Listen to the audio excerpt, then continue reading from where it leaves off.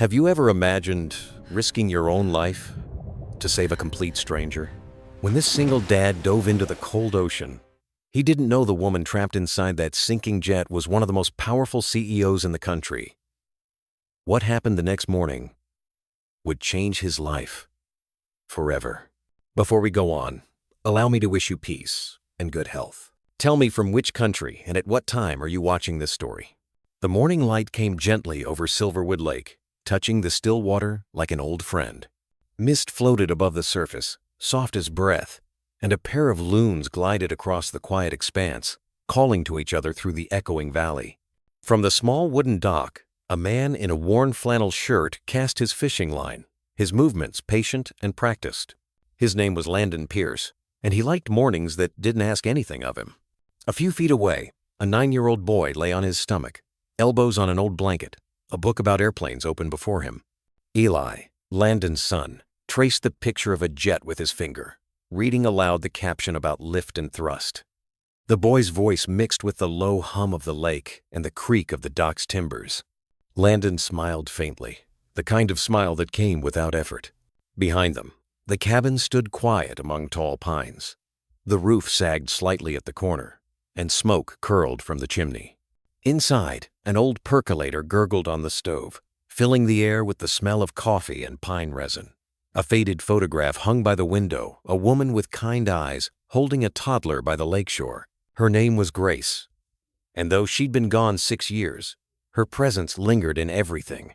The curtains she'd sewn, the chipped mug she used every morning, the warmth that refused to leave the home. Landon reeled in his line and checked the hook.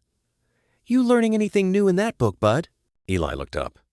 "Did you know some jets can fly faster than sound? They make a boom when they pass it." "Yeah," Landon said, baiting the hook again. "I used to work on some of those, long time ago." And the boy's eyes widened. "You built airplanes?" Landon hesitated, then nodded. "Helped, anyway. Part of a team." He cast the line again, the lure vanishing with a soft plunk. But that was another life. The sun rose higher, turning the mist gold. The sound of wings brushed through the sky geese, moving south for the season. It was the sort of morning that made the world feel healed, if only for a little while. Landon leaned back, resting on the dock, content to listen to the water lap against the posts.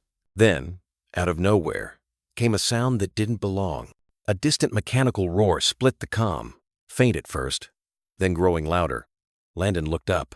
Over the ridge, a private jet appeared small, silver, banking too low. One of its engines sputtered, belching black smoke. The plane tilted sharply, wobbling like a wounded bird. Eli dropped his book. "Dad?" Landon was already on his feet. The jet screamed overhead, a shrill metallic cry before it vanished behind the trees and struck the lake with a deafening splash. Water erupted skyward, gulls scattered, a wave rolled toward the dock. "Stay here!" Landon shouted, kicking off his boots. He dove before the echo faded, slicing through the cold. The shock of it hit like a fist, but he didn't stop. Beneath the surface, sunlight filtered through clouds of silt and fuel, turning the water into shifting bronze. He saw the broken fuselage sinking fast. Inside the cockpit, through fractured glass, someone was moving. A woman trapped. Landon forced himself lower, lungs burning. The door was jammed. He braced his shoulder and yanked. Metal groaned but didn't give. He pulled again, harder once, twice, until the frame bent enough for him to reach through. The woman's face was pale, streaked with blood, her eyes wide with terror. He grabbed her arm, pulling with everything he had. Her seatbelt snapped free, and they kicked upward together. The surface broke around them in an explosion of air and debris. She gasped, choking, and he held her steady. "You're all right," Landon said, voice ragged. "You're all right now." The woman coughed again, clutching his sleeve. Her lips trembled as she whispered, Where am I?" "Silverwood Lake," he managed. "You're safe. I've got you." But as he looked into her face, recognition stirred like a cold wind through his chest. He knew that logo on her jacket, Aurelia Dynamics, the company he had once given his life to, and that had taken his wife in return. The two drifted toward the dock, the sun glinting off the wreckage behind them. The water carried them gently, as if the lake itself understood what had just been taken and what had just been returned. By the time Landon reached the dock, his arms ached from the weight of her. The woman coughed hard, water spilling from her lips. He lifted her higher, pulling her onto the planks, and laid her gently on her side. The smell of fuel lingered, sharp against the clean air of pine and rain-soaked earth. "Easy now," he murmured, kneeling beside her. He brushed wet hair from her face. She was older than he'd first thought, maybe early 40s, with sharp cheekbones and a faint scar near her jaw. Her suit jacket clung to her, soaked through. Behind him, Eli called from the dock ladder, his voice thin with worry. "Dad, is she gonna die?" Landon turned, panting. "She's alive. Stay back, all right?" He pressed his ear close to the woman's mouth, breathing, shallow but steady. Relief washed through him. He'd seen death before. This wasn't it. He sat her upright, supporting her back with his arm. She blinked, trying to focus, eyes the color of slate. "The plane. It's gone," Landon said quietly. "You're lucky to be here." She shivered, teeth chattering. "The others?" There weren't any others. He hesitated. "You were alone." Her gaze flicked toward the lake. A column of smoke rose from the surface, thin and wavering. "I should have—" She stopped, shaking her head. "I don't even know your name." "Landon Pierce," he said simply. "My son and I live out here." She nodded weakly. "Vivian," she whispered after a pause. "Vivian Hale." The name meant nothing at first, until it did. It landed like a stone in his gut. Hale. The same name printed on 1,000 memos he'd written warnings to. The same crest that had been stamped on the letter that ended his career and his wife's life. He looked away, jaw tightening. "Let's get you inside," he said, standing. He half-carried her to the cabin, Eli running ahead to open the door. The old screen creaked on its hinges. Inside, the air smelled of wood smoke and coffee. Landon wrapped a blanket around her shoulders and stoked the fire higher in the stove. Eli hovered nearby, wide-eyed. "Should we call somebody?" Landon hesitated, glancing toward the corner shelf where an old flip phone Saturday. It worked only when he climbed the ridge. "We'll get help once the weather clears," he said. "For now, she needs warmth." Vivian's eyes followed the flames. "You saved my life," she murmured. Landon poured her a mug of coffee, hands still trembling from the cold. Anyone would have done the same. Then, she looked at him then not as a stranger, but as someone who understood the cost of loss. "No," she said softly. "Not everyone would." He didn't answer. Outside, sirens echoed faintly from somewhere across the valley, the Coast Guard, maybe, or local rescue teams. The sound barely reached this far into the woods. Eli climbed into the old armchair, his blanket wrapped like a cape. "Dad," he whispered, "is she gonna stay here tonight?" "Just till they find her people," Landon said. Vivian sipped the coffee, wincing at the bitterness. Her gaze wandered to the framed photo by the window. Grace, smiling in sunlight, holding a baby who looked a lot like Eli. "Your wife?" she asked. Landon nodded once. "She died a while back." "I'm sorry." He said nothing, but the air shifted between them, the quiet recognition of shared ghosts. Hours passed. The smoke from the lake faded, and twilight settled in, painting the sky with violet streaks. Landon stepped outside to check the horizon. The water was calm again, the surface unbroken except for a few drifting pieces of debris. The world looked untouched, as if it had already decided to forget. He stood there a long time, arms crossed, watching the reflection of the setting sun spread over the lake. Behind him, he could hear Vivian moving inside, talking softly with Eli. Their voices carried through the open door, warm against the cooling air. For the first time in years, he wasn't alone out here. And yet, he felt the past closing in, quiet, certain, unavoidable. He glanced once more toward the horizon. The wreckage was almost gone now, sinking beneath the rippling gold. The last trace of smoke caught the dying light, flaring like a ghost of fire. And in Landon's eyes, that same reflection burned steady, silent, impossible to forget. The next morning arrived with sunlight pouring through the lace curtains, catching on the steam from an old percolator. The cabin smelled of coffee and pine, familiar and grounding, as if nothing had happened the day before, but everything had changed. Landon stood by the stove, stirring a pan of oatmeal, while Eli set the table. Across from them, the stranger Vivian Hale sat wrapped in one of Grace's blankets, her posture straight, even in borrowed flannel. Her eyes followed the lake through the window, as if watching for something still hidden beneath the water. "I appreciate what you did," she said quietly. "You could have walked away." "Could have," Landon replied, sliding a bowl toward her. "Didn't seem right." Eli, curious as ever, leaned closer. "You really flew that plane? Like, for real?" Vivian's lips curved slightly. "Not quite. I was just a passenger." The boy frowned. "You look like someone important." "Oh." That earned a laugh dry, tired, but real. "I suppose that depends who you ask." They ate in near silence after that. The radio on the counter crackled with morning news, a Denver station bleeding through static. A reporter's voice carried faintly. "Authorities confirm that the private jet crash at Silverwood Lake involved business executive Vivian Hale, CEO of Aurelia Dynamics." Landon reached over and turned the dial until only the hiss of white noise remained. Vivian didn't protest. Her expression barely changed. She seemed used to living inside headlines. By mid-morning, the sky had cleared to a bright mountain blue. Birds gathered near the waterline, undisturbed by the night's chaos. Landon stepped outside, splitting wood at the chopping block. The sound of each strike echoed through the still air, sharp, certain, rhythmic. Eli was inside, humming while he built another model plane. Then came the sound, deep, mechanical, growing louder. Not a plane this time. Engines, plural. Landon paused mid-swing. The rumble rolled up the dirt road like thunder in the wrong season.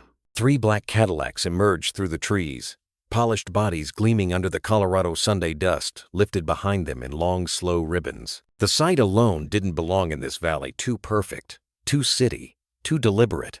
He set the axe aside and wiped his hands on his jeans. The first car stopped 10 feet from the porch. Doors opened in practiced unison. Vivian stepped out. She wasn't the same woman who had nearly drowned last night. Her hair was sleek again, pulled into a sharp ponytail. A charcoal blazer replaced the borrowed flannel. A faint bruise shadowed her temple, and a white bandage crossed her jaw. But the rest of her was all control and command.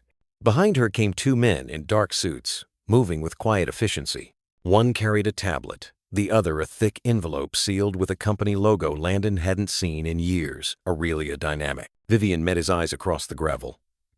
"Mr. Pierce." Landon nodded once. "You found your people." "I wanted to thank you properly," she said, stepping closer. The sound of her heels on gravel was soft but deliberate. "You saved my life." He wiped sweat from his brow.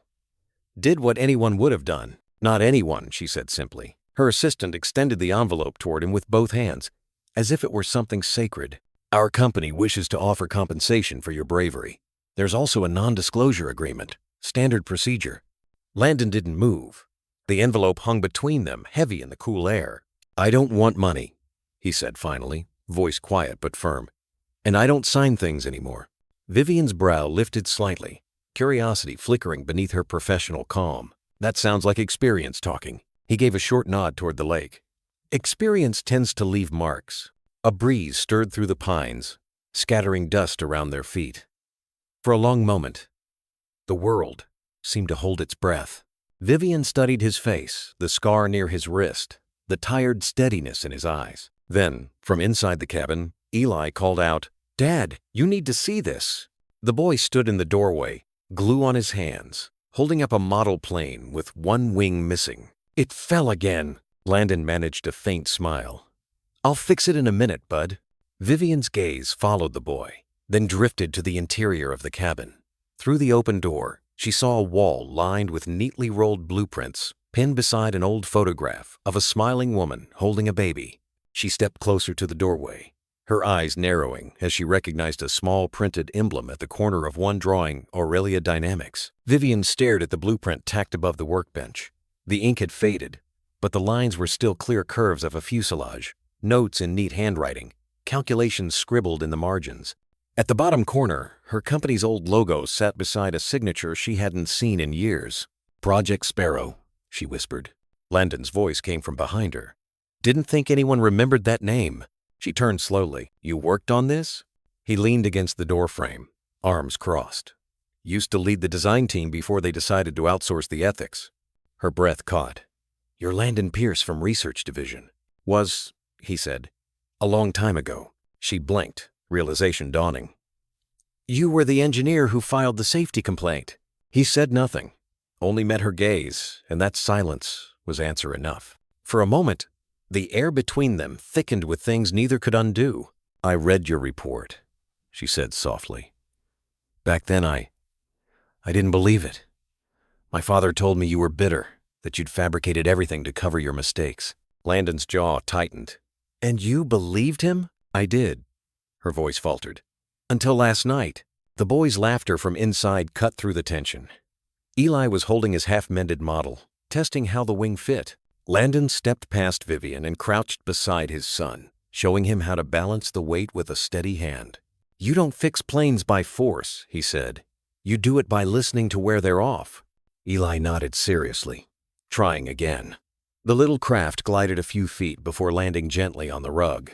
Vivian watched them, father and son, framed by the light spilling through the cabin window, and something in her expression softened, almost painfully.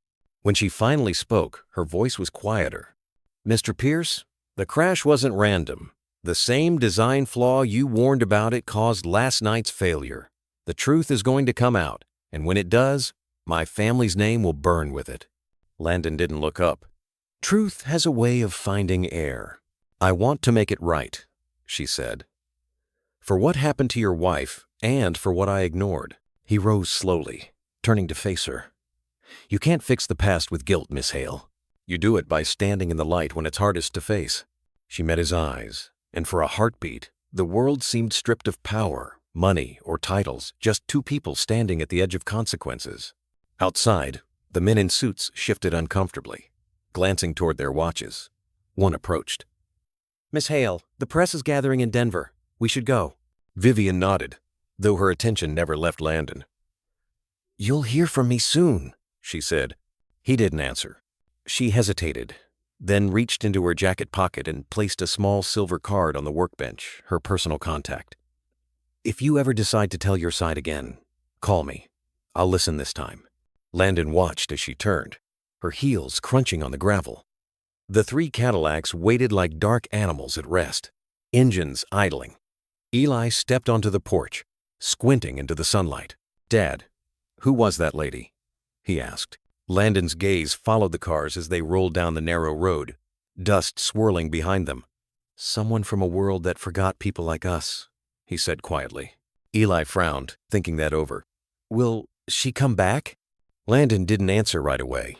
He looked toward the lake, now calm and glassy, reflecting the sky as if nothing had ever disturbed it. Maybe, he said finally. But sometimes the past takes the long road home. The sound of engines faded into the distance, leaving only the hush of the forest and the distant cry of loons returning to the water. Landon stayed there, a quiet figure against the doorway, watching the ripples fade, knowing the world he'd buried was stirring again. By noon the next day, the story had already grown legs and started walking on its own. The valley's only diner, Pine Fork Cafe, was buzzing with talk, the kind of talk that sticks to your clothes when you walk through the door. Locals filled the red vinyl booths, coffee steaming, pie slices half-eaten. The bell above the door jingled every few minutes as someone new came in with something they'd heard. They say he dragged her right out of the wreck, murmured a trucker, stirring his coffee. Heard she's some big shot from Denver, replied the waitress, sliding plates onto the counter, and that he just vanished after. And nobody noticed that the man they were talking about was sitting at the last booth, hat pulled low, hands wrapped around a mug gone cold. Landon Pierce hadn't planned on coming into town, but the pantry was nearly empty, and Eli needed milk. Normally, he'd drive to the store on the edge of town and leave as quick as he came. Today, though, the stairs followed him before he even parked. The waitress, a kind woman named Marla, who'd known him for years, came over with a tired smile. Morning, Landon. You doing all right? He nodded. Fine, thanks. Guess you heard what folks are saying. He gave a quiet shrug. I try not to. Marla sighed, pouring him fresh coffee. You saved someone's life. That's what matters. But people here, they like their stories dressed up fancy. Just keep your head down a bit, okay? Eli sat across from him, swinging his legs beneath the table. Dad, why are they looking at us funny? Landon forced a small smile. They just don't have much else to talk about. But that wasn't true. He could feel the whisper behind every turned head, the soft current of suspicion. To them, he wasn't just a man who'd saved a stranger. He was someone who'd drawn attention, and in towns like Clearwater Ridge, attention was never good. Outside, a white van rolled past with satellite dishes on its roof. Local news. Cameras. That quick. Landon's stomach tightened. He finished his coffee in 2 swallows, paid, and led Eli out before anyone else could say a word. At Carl's general store, things weren't much better. Carl himself met them at the door, wiping his hands on an apron. His face was kind, but tense. "Hey there, Landon. Listen, reporters were asking about you. Parked right outside the church this morning. I told them you don't talk to cameras." "Appreciate that," Landon said. Carl hesitated, lowering his voice. One fella said something about the crash not being an accident. Said maybe it was planned. You know how gossip spreads. Landon exhaled slowly. "Yeah, I know." He grabbed what he needed. Milk, bread, nails for a leaky board on the porch, and paid in cash. Eli lingered by the candy rack, looking up at Carl. "Mr. Carl, did Dad do something bad?" Carl's face softened. "No, son. Your dad just did something brave, and sometimes brave things scare people who don't understand." Eli nodded, thoughtful. "Mom used to say that." Landon's hands froze for a heartbeat as he set down his change. The boy didn't talk about Grace often. Back outside, the afternoon light had shifted, shadows stretching long across the gravel. Down the street, 2 men leaned against a car, watching. When Landon's eyes met theirs, they looked away too quick, too practiced. He tightened his grip on Eli's shoulder. "Let's go home." The drive back to the cabin felt longer than usual. Each curve of the dirt road seemed quieter, heavier. Even the trees felt like they were holding their breath. When they reached the ridge, Eli leaned out the window and pointed. "Dad, look, a bird." A bald eagle circled high above the lake, sunlight catching on its wings. Landon slowed the truck. "That's a good sign," he said softly. For a moment, he let himself believe it. Back at the cabin, the world seemed the same. The dock, the still water, the smell of pine smoke. But when he stepped inside, a folded newspaper sat on the porch table, one he hadn't left there. Across the front page, "Mystery Man in Jet Rescue, Who Is He Really?" Landon unfolded the newspaper with careful hands, the paper still damp from morning dew. The photo beneath the headline was grainy, a distant figure swimming through smoke and debris. Someone must have been hiking the ridge when the plane went down, catching everything on a phone camera. He stared at the small, blurred shape himself and felt the air leave his lungs. "Dad?" Eli asked softly from the doorway. "Just some folks who like stories better than truth," Landon said. He folded the paper and tucked it beneath the coffee tin, out of sight. By late afternoon, the phone on the kitchen counter began to ring. It almost never did. He let it buzz twice before answering. "Pierce residence?" he said out of old habit. "Landon, it's Ray." The voice on the other end belonged to his boss from the small repair garage down by the highway. "Listen, buddy. I hate to say this, but things are heating up here. Reporters have been calling. Customers are nervous. They think maybe you're mixed up in that crash somehow." Landon pinched the bridge of his nose. "Ray, you know the truth." "I do. But small town like this, perception's louder than facts. Maybe take some time off, just until it blows over." He swallowed hard. "Sure, I understand." When the line went dead, the cabin felt too quiet. The hum of the refrigerator, the ticking clock, every sound seemed to underline what he'd just lost. Outside, the first drops of rain began to fall, tapping softly on the tin roof. Eli was at the table, drawing a picture of the lake. In the sketch, a tiny plane floated on calm water, and a man stood beside it with outstretched arms. "Is that me?" Landon asked gently. Eli nodded. "You saved her, but now everyone's mad." The boy's words landed heavier than he knew. "People get scared of what they don't understand," Landon said. "And when they're scared, they say things they shouldn't. Will they stop being scared soon?" He hesitated, searching for something honest, yet kind. "Maybe." They ate dinner quietly. The rain deepened to a steady drumming that filled every corner of the small cabin.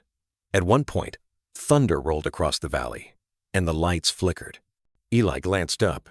"Dad, if people think you're bad, does that make me bad too?" Landon froze, spoon halfway to his mouth. "No, son, never." "Then why won't anyone talk to us?" He had no answer that would make sense to a 9-year-old. He wanted to tell him that the world preferred stories that fit its fears, that sometimes truth took the long way home.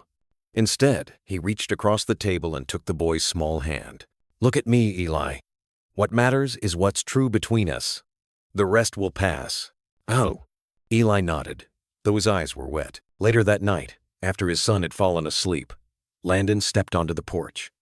The rain had slowed to a whisper. Across the lake, flashes of light came from the highway reporters leaving town for the night, their vans cutting through the mist. He sat on the old porch chair, the wood creaking beneath him, and watched the water breathe. The reflection of lightning flickered across the surface, brief and fragile. He remembered the words his wife once said, "Truth doesn't need to shout, it waits." For the first time since the crash, he wondered if maybe it was waiting for him to speak again. Inside, Eli stirred in his sleep, murmuring softly.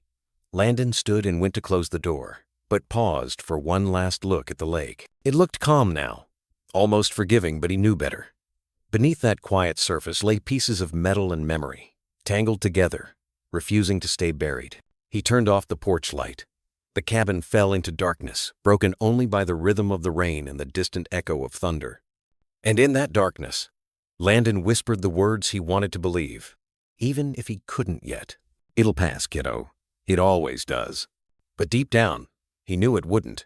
Not this time. Seattle looked different from 40 stories up, colder, smaller, almost unreal. The city lights shimmered like scattered coins across the black surface of Puget Sound. But to Vivian Hale, the view only made the room feel emptier. Her office in the Aurelia Dynamics Tower had once been her pride. A wall of glass overlooking the bay, furniture sleek enough to reflect its own importance, everything in its place. Now it felt like a cage made of polished gilt.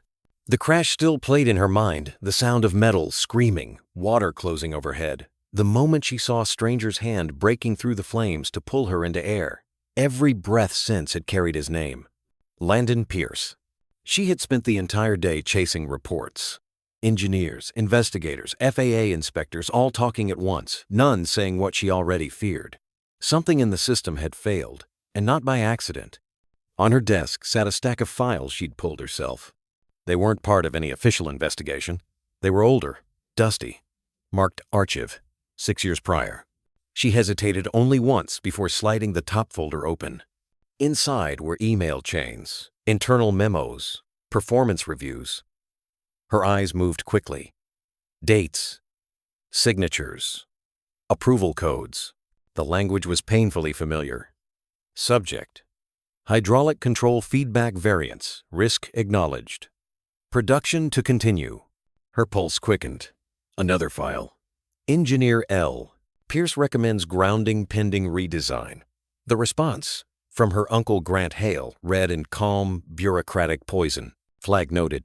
No action required at this time. Vivian's throat tightened. The next page was worse, an internal safety report marked confidential, legal exposure. She flipped through until she found the name she didn't want to see. Rebecca Pierce, civilian fatality. Nevada test site. Her eyes burned. The air felt too thin. She pressed her palms against the glass window, staring out at the rain beginning to fall over the city. For 6 years, she had believed the company's version of that day, a tragic malfunction, unforeseeable. For 6 years, she'd buried the whispers that something had been covered up. Now, the truth was right here in her hands. Her reflection in the glass looked older, suddenly, not the flawless CEO polished by magazines and PR teams, but a woman who'd built her career on the bones of silence. A knock at the door made her flinch. She closed the folder quickly, sliding it beneath the others. "Come in."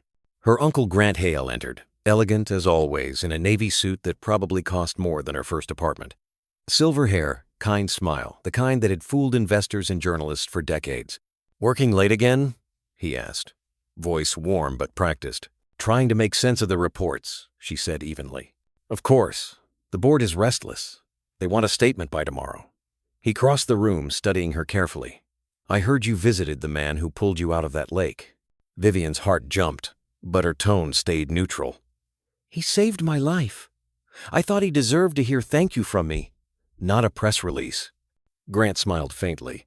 "And that's why people like you. You have heart. Just don't get too involved. The less attention, the better." He turned toward the window, hands clasped behind his back. "You know how these things work. Tragedy, sympathy, media, it passes. The company must survive." Vivian's hands tightened on the desk. "At what cost?" Grant looked over his shoulder. "At the cost of not drowning us all in scandal." For a moment, their eyes locked hers, full of quiet fire, his full of something darker. Calculation. He reached for the door, but paused. "You're not digging into old personnel files, are you?" She forced a thin smile. "Why would I?" "Good," he said and left. Vivian waited until the sound of his footsteps faded, then pulled the file back into the light. Her pulse thundered in her ears as she scanned the final memo, the one that sealed Landon's fate. "Engineer terminated. NDA required. No severance. Do not rehire." Her hand trembled as she reached for her phone. Vivian's finger hovered over the phone for several seconds before she finally pressed call. The rain outside was getting heavier, sliding down the glass in shimmering streaks. Each ring felt longer than the last. On the third one, a voice answered, calm but wary. "Pierce residence." "Mr. Pierce," she said. "This is Vivian Hale." There was a pause long enough for her to hear her own heartbeat echo through the line. "How did you get this number?" His tone wasn't angry, just tired. "I have resources," she said. "But this isn't about me. It's about what happened 6 years ago." Another silence. Then, quietly, "That chapter's closed." "No, it isn't." Her voice trembled despite her effort to stay composed. "The same system you warned about it failed again. It's what brought that jet down. Someone tampered with the data logs to hide it." Landon's breath hitched audibly on the other end. "I need to see you," she continued, "tonight." "I don't think that's a good idea. The press is already crawling over the valley." Then she interrupted, her voice sharp now. The sound of a chair scraping. "What did you just say?" But Vivian wasn't looking at the city anymore. Her eyes were on a data report flashing on her screen, a record of medical shipments scheduled for delivery through an old company fund, one of which had been redirected by Grant's department just days earlier. The listed recipient, Clearwater County Pharmacy. The delivery marked canceled. Before she could explain, a noise on the other end changed everything, a crash, followed by the sound of a child coughing, gasping. "Eli?" she heard Landon shout. "Eli!" "Mr. Pierce?" she called, her own heart pounding. There was no answer, just the thud of footsteps and the ragged sound of a boy struggling for air. Vivian grabbed her keys and ran. The drive north was a blur of storm and headlights. The highway twisted through the mountains, rain slamming against the windshield like gravel. She didn't care. The only thought in her mind was the sound of that boy's breath. When she reached the cabin, lightning split the sky, illuminating the outline of the porch. Landon stood there, drenched, holding Eli in his arms. The boy's small chest rose in frantic, shallow movements. "Get in!" she yelled, throwing open the car door. Landon didn't hesitate. He climbed into the back seat, cradling Eli against his chest. "His inhaler's empty. The pharmacy." "I know," she said, slamming the accelerator. "Hold him steady." The tires spun on wet gravel, then caught traction. The Cadillac roared down the dirt road, its headlights carving tunnels through the storm. "Stay with me, buddy," Landon whispered to his son. "Come on, just breathe. You're okay." Eli's lips were pale, eyes half closed. Vivian glanced into the rearview mirror, her knuckles white on the steering wheel. "How far to the hospital?" 30 miles, Landon said. She pressed harder on the gas. The wipers struggled to keep up, flinging water into the dark. Minutes stretched into eternities. Every turn, every flash of lightning felt like the world daring them to stop. Vivian's focus was absolute, the kind of focus that had once built empires, now reduced to a single purpose: saving a child. When they reached the emergency entrance, she didn't wait for help.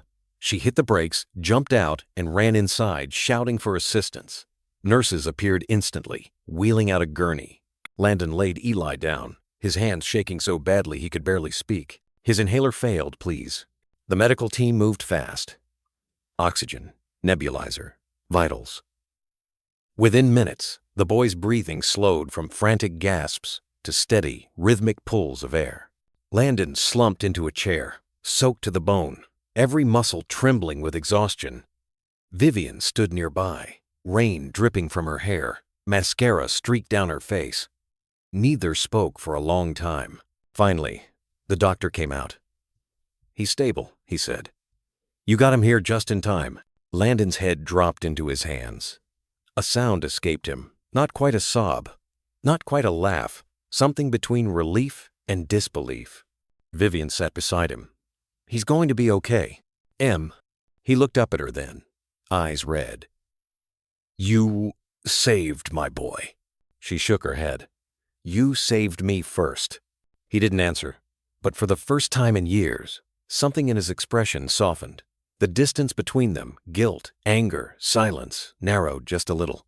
They sat in that sterile hospital hallway, side by side, listening to the sound of rain fading on the windows. The world outside could wait. For now, there was only breath and the fragile peace of having one more chance. By the time dawn touched the mountains, the storm had passed. Inside the small county hospital, fluorescent lights hummed softly, mingling with the faint rhythm of heart monitors. Landon Pierce sat beside his son's bed, watching the rise and fall of Eli's chest under the thin hospital blanket. The boy's breathing was steady now, his face peaceful in sleep. Vivian Hale stood near the window, still wearing the same rain-soaked blazer from the night before. The city polish was gone. She looked human now, tired, fragile, but real. Neither of them had slept. "He'll be all right," she said quietly. Landon nodded, his voice rough. "You didn't have to come." "Yes, I did." He looked up then, and something unspoken passed between them, the kind of understanding that doesn't need words. She wasn't there as a CEO anymore. She was there as a woman trying to undo 6 years of silence. "I found the files," she said. "The memos, the emails, the approval signatures. You were right. They buried it." He didn't look surprised. "I told them the system was dangerous. They said I was exaggerating." Vivian's gaze dropped to the floor. "My uncle signed the authorization. He let the aircraft go into production." Landon exhaled slowly. "Then he's the reason my wife's gone." She didn't try to defend him. There was nothing left to say. For a long moment, the only sound was the steady hum of the oxygen machine. Then, Landon reached into his jacket pocket and pulled out a small USB drive, wrapped in an old handkerchief. "This is everything I kept," he said. "Copies of reports, emails, test data. I couldn't let it all disappear." Vivian took it carefully, like it was something sacred. "Why give it to me?" "Because you're the only one who can do something with it," he said. "And because I'm done hiding." She turned the small drive over in her hands, watching the light catch on its metal edge.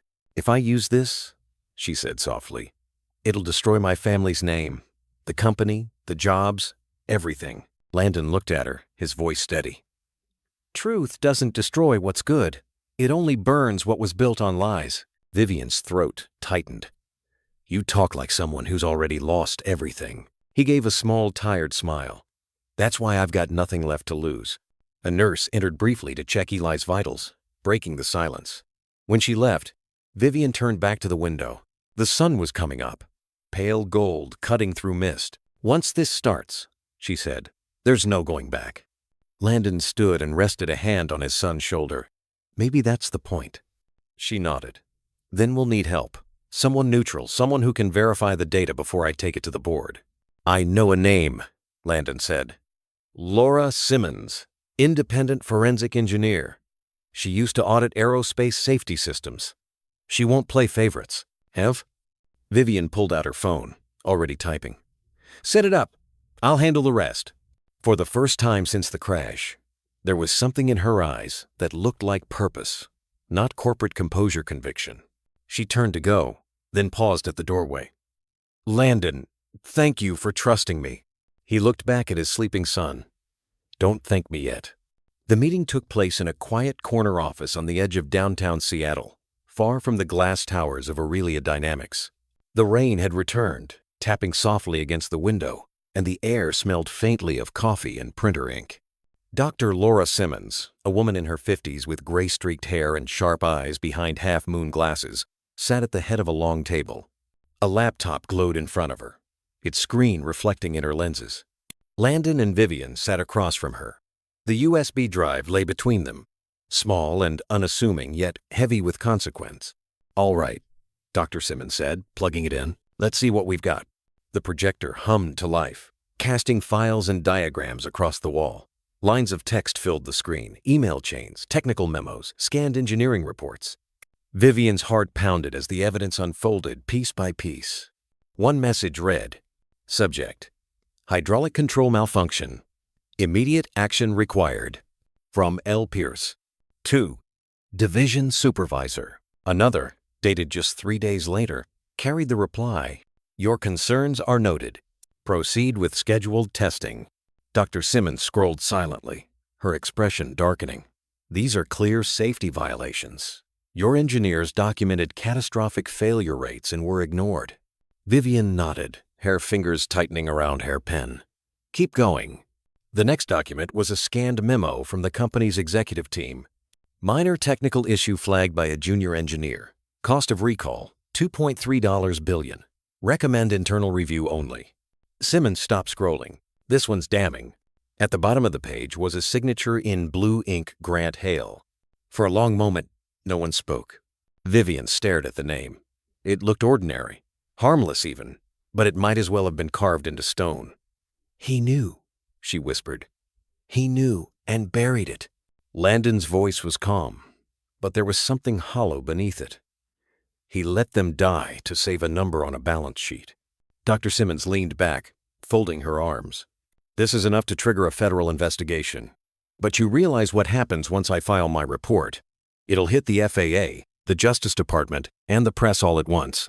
There's no putting this genie back in the bottle." Vivian nodded slowly.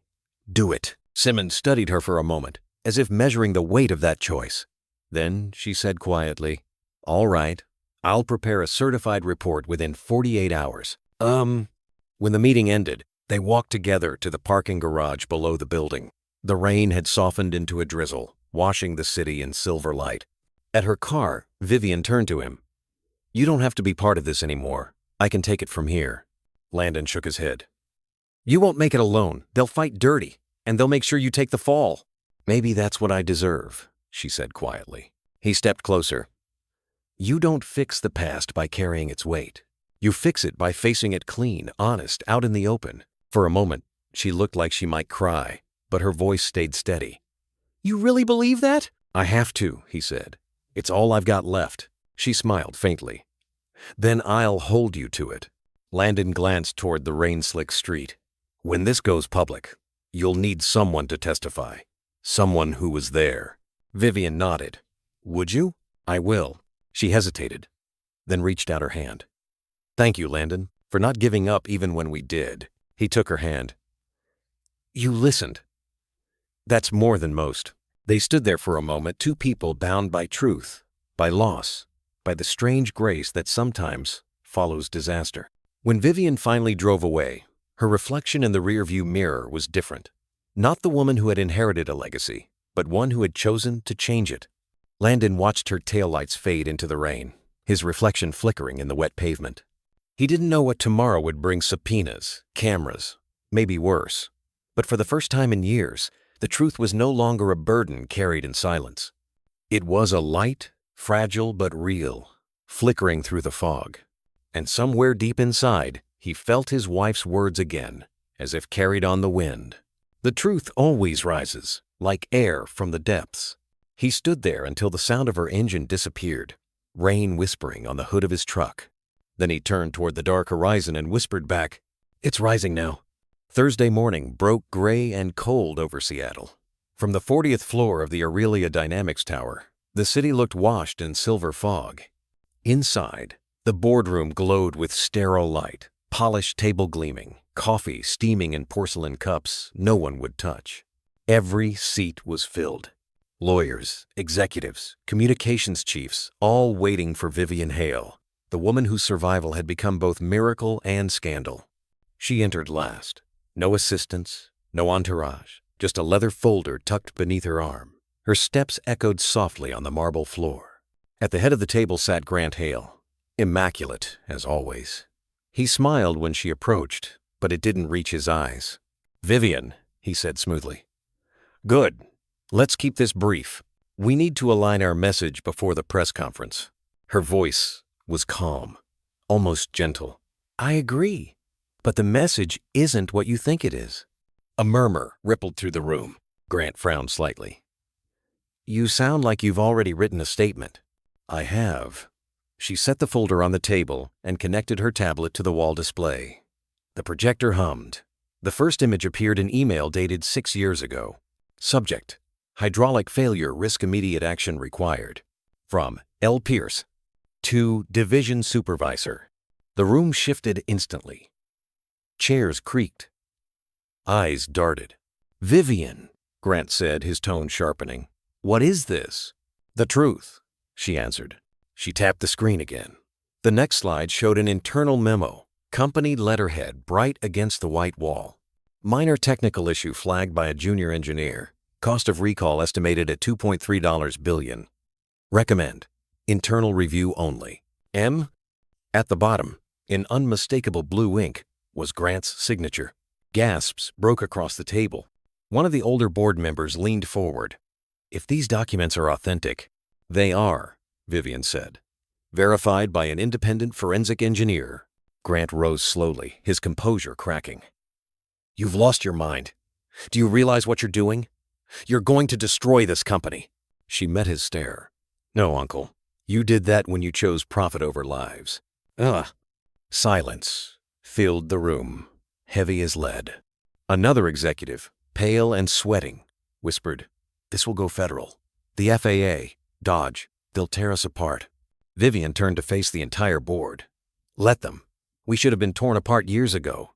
My father built this company to innovate, not to bury truth under legal filings." Grant slammed his hand on the table. "Enough." The sound echoed like a gunshot. He leaned forward, voice low, venomous. "Do you think this makes you a hero? You're just a scared girl trying to cleanse her conscience with other people's jobs." Vivian's hand didn't shake as she reached into her folder. She slid a printed report across the table toward him, Dr. Laura Simmons's forensic analysis, signed and notarized. "This isn't conscience," she said. "It's accountability." Grant stared at the document but didn't touch it. The silence stretched, fragile as glass. Finally, one of the board members pushed back his chair and stood. "I won't be part of this cover-up." Then another stood, and another. Within minutes, half the seats were empty. Vivian turned off the projector. The sudden absence of light felt cleansing. "You'll regret this," Grant hissed. "No," she said softly. "I've been regretting staying silent for 6 years. That ends today." She gathered her folder and walked to the door. Behind her, the boardroom erupted, raised voices, phones ringing, the sound of empire cracking. Outside, the hallway was quiet, lined with windows overlooking the city. Vivian exhaled and pressed her forehead briefly against the cool glass. Down below, news vans were already gathering. The storm had arrived. The elevator ride down from the 40th floor felt longer than any flight Vivian had ever taken.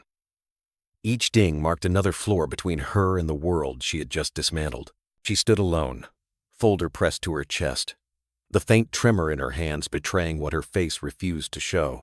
When the doors opened, flashes hit her like lightning. Reporters filled the marble lobby, microphones rising like a forest of metal stems. Voices shouted over one another, words blending into a rush of noise. "Miss Hale, is it true you accused your own uncle of corporate negligence? Are you resigning as CEO? Is the crash investigation connected to the Pierce incident 6 years ago?" Vivian raised a hand, steady but calm. The camera stopped clicking for half a breath, enough for her voice to fill the silence. "I'm not accusing anyone," she said clearly. "The evidence speaks for itself. I've submitted all findings to federal authorities and the FAA. I'll cooperate fully with any investigation into Aurelia Dynamics, past and present." The words echoed through the lobby, steady as a heartbeat. Behind her, the massive glass doors reflected her image back, not the polished executive from glossy magazines, but a woman stripped of illusion, standing in the wreckage of truth and still choosing to face it. Reporters surged forward again, but she didn't linger. She walked straight through the rain-soaked plaza, her heels splashing through puddles, her hair coming loose from its perfect bun. A few blocks away, parked on the quiet shoulder of the waterfront highway, Landon Pierce sat in his old pickup truck. watching it all unfold on a flickering dashboard screen. The news ticker scrolled beneath the live footage. Aurelia Dynamics CEO exposes internal cover-up in deadly plane crash scandal. Former engineer vindicated after 6 years. He turned down the volume and leaned back in the seat. Outside, the bay was dark and still, the lights of the city trembling on the water. He let out a slow breath, one that had been trapped inside him for years. Eli sat beside him, feet barely reaching the floor, clutching a cup of hot chocolate from a roadside cafe. "Is that her?" he asked, nodding toward the tiny screen. Landon nodded. "Yeah, that's her. She looks scared." "She probably is," he said. Telling the truth usually costs more than lying. Eli thought about that, sipping his drink. "But it's still the right thing, right?" Landon smiled faintly. "Always." The boy's reflection glowed in the window, eyes wide and curious. "Will we see her again?" "Maybe," Landon said. "Sometimes the people who break the storm are the ones who have to stand in the rain the longest." They sat quietly after that. The radio played soft country static, the kind that filled silence without asking for attention. Across the bay, the tower lights flickered one by one as dawn began to push against the clouds. Inside the building she'd just left, Vivian stood by her car, hands trembling against the steering wheel. The adrenaline had worn off, leaving behind exhaustion but also something else: relief. For the first time since her father's death, she didn't feel like she was performing a role. She felt human, flawed, terrified, but free. She glanced at the rearview mirror, half expecting to see her uncle storming through the rain after her. But the plaza behind her was empty. Only the city lights moved distant, indifferent, eternal. She whispered softly to herself, almost like a prayer. Let the truth do what it needs to. Then she started the car and pulled into traffic, merging with the slow current of headlights winding toward the coast. In Clearwater Valley, hundreds of miles away, the lake lay still under the morning sky. Sunlight broke through the clouds, lighting the water with gold. Landon stepped out of the truck, stretching his shoulders. The air smelled of wet pine and possibility. Eli ran ahead to the dock, skipping stones across the surface. For the first time in 6 years, Landon didn't feel like a man running from his past. Somewhere out there, a woman had faced hers and in doing so, had given him his life back. He watched the ripples fade, hands tucked in his jacket pockets. A small smile tugged at the corner of his mouth. "For the first time," he murmured. The truth had her face. It was 2 days after the press conference when the silver sedan appeared on the winding road to Clearwater Valley. The morning mist clung to the trees, softening their edges, and the sun had just begun to warm the lake's surface into mirrors of gold. Landon heard the hum of tires before he saw the car. He was mending a fishing net by the dock, sleeves rolled, coffee cooling beside him. For a fleeting moment, he thought it might be more reporters, the quiet part of him already braced for intrusion. But when the car stopped by the old pine stump near the cabin, he recognized the driver. Vivian Hale stepped out. No chauffeur, no bodyguards, no armor of power, just jeans, a gray sweater, and eyes that looked like someone who hadn't slept in days but had finally found peace enough to face the dawn. Eli spotted her first, running out from the porch with a grin. "You came back." "Oh." Vivian smiled, the kind that wasn't practiced, the kind that reached her eyes. "I promised, didn't I?" Landon straightened slowly, wiping his hands on a towel. "Didn't expect to see you here again." "I didn't expect to come," she said. "But after everything, I owed you more than words." She opened the trunk and lifted out a paper bag filled with groceries, bread, apples, pasta sauce, a box of cookies. "I thought I'd bring dinner." Landon took the bag with a quiet nod. "You didn't have to." "I know," she said. "That's why I wanted to." Inside, the cabin felt warmer than usual. Vivian looked around the stacked firewood, the model planes on the shelf, the faint scent of coffee and pine. It wasn't luxury, but it was peace. The kind money couldn't buy. They ate together at the small kitchen table, spaghetti with marinara and garlic bread. Eli chattered about his school project, a report on airplanes. "I'm building one that can land on water," he said proudly. Vivian leaned in, genuinely curious. "Really? That's impressive. Do you know what makes a seaplane float?" The boy squinted, thinking. "Because it listens to the water, not fights it. That's what Dad says." Vivian looked across the table at Landon, who smiled faintly. Smart kid? Eli shrugged modestly, twirling spaghetti around his fork. After dinner, while Eli washed his hands, Vivian stood by the window, watching the lake catch the last of the sunlight. It's beautiful here, she said softly. Peaceful. It's honest, Landon replied. That's rarer than peace. She turned to face him. I wanted to tell you, the investigation's officially begun. The FAA has opened a full review. Grant's been suspended pending charges. Landon nodded slowly, processing. And you? I stepped down yesterday. He didn't look surprised. You'll catch your breath again. I'm not sure I deserve to. Leo. Deserves a word people hide behind when they're afraid to start over, he said. You're here. That's a start. Vivian's voice caught, almost breaking. I keep thinking about your wife, about what she lost because of us.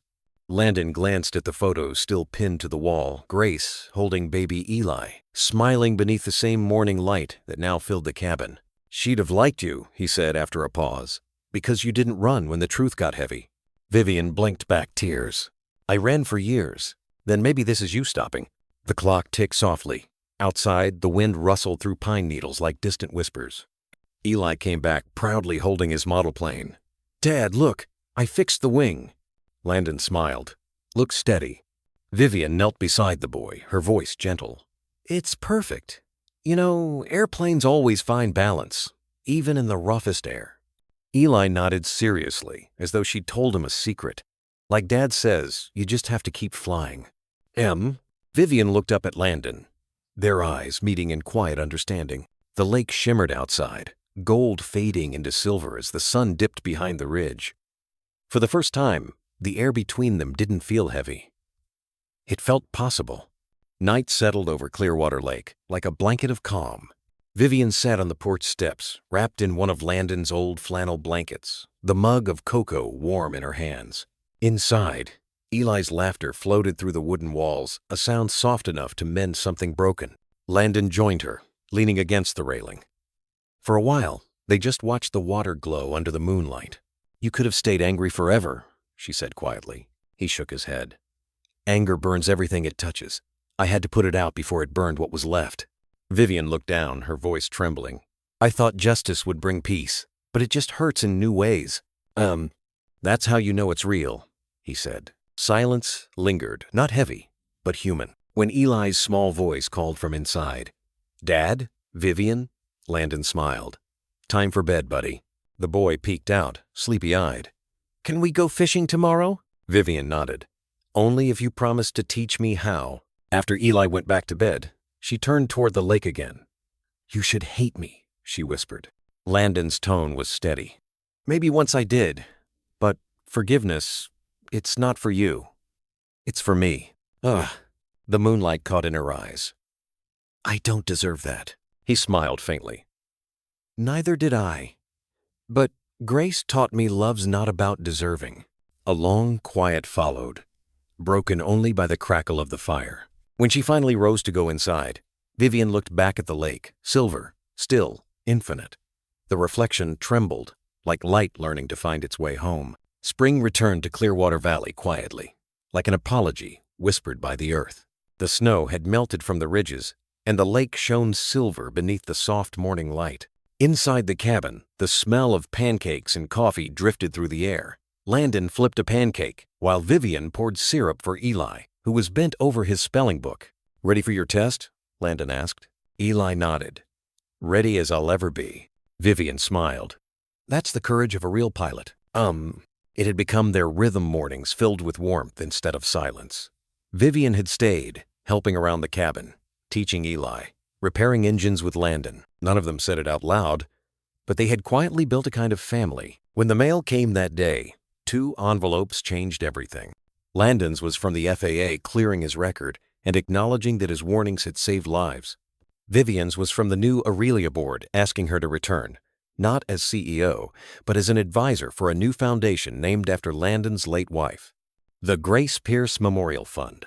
Landon's voice broke slightly. She'd have loved that. Vivian nodded. It's time. Something good came from what happened. He looked at her, eyes soft. You already made that happen.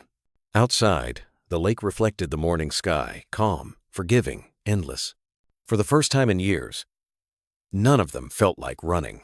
A week later, the town gathered by Clearwater Lake under a pale sunrise. A banner read Grace Pierce Memorial Foundation Dedication Ceremony. Vivian stood at the podium, voice trembling but clear.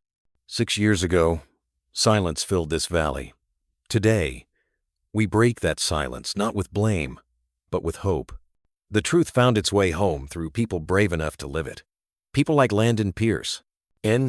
She looked toward him standing by the dock, Eli at his side, and smiled. The greatest legacies aren't built in offices, she said softly. They're built in hearts that keep loving even when it hurts. When she finished, there was only the sound of wind and water, then gentle applause. Eli walked forward with his small white model plane and set it afloat. It drifted slowly toward the sunrise, its reflection gleaming on the rippling surface. Landon whispered, "You see that? That's the second sunrise." Vivian turned to him. "Second? The first one just happens," he said. "The second one's the one you earn." She smiled, eyes glistening. As the mist lifted and light spread across the water, they stood side by side, a man, a woman, and a boy bound not by blood, but by grace. And across the lake, the reflection of the rising sun shimmered like forgiveness made visible. Sometimes, the greatest miracles don't come from the heavens. They rise quietly from the water, from the hands that choose forgiveness over anger, from hearts that dare to love again.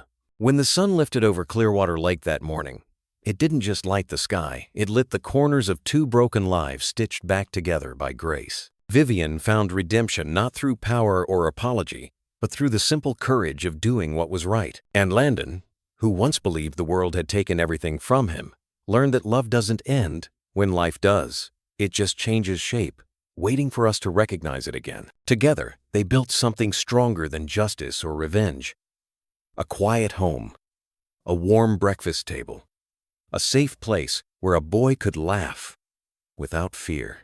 You know, when we get older, it's not the big victories we remember, it's mornings like that. The smell of coffee drifting through a sunlit kitchen, a child's laughter mixing with the wind, the sound of someone washing dishes while humming an old song. Those moments remind us that life doesn't have to be perfect to be good, it just has to be shared. And maybe that's the heart of it all. Love, when given freely, can rewrite the story we thought was already over. Redemption isn't a single act, it's a way of living, one kind choice at a time. Every one of us deserves another sunrise, no matter how dark the night behind us has been. Just like the porch light glowing outside an old American home, a simple act of kindness can guide us through the foggiest roads of life. Maybe it's checking on a neighbor, calling an old friend, or forgiving someone who once hurt us. Little things, quiet things that bring us back to what truly matters. If this story touched your heart tonight, take a moment to think about it. Would you have made the same choice as Vivian or Landon? If you believe in second chances, in the healing power of love, type 1-inch, the comments below. And if you think we could make this story even better, type 0 and tell us why. We'd love to hear from you. Because stories like this don't just end, they live on in the way we treat each other every single day. If this tale warmed your heart, share it with someone you care about. You never know, your story might be the light someone else has been waiting for. Just like the lamp on the porch that never goes out, a single warm heart can light the path home for someone lost in the dark.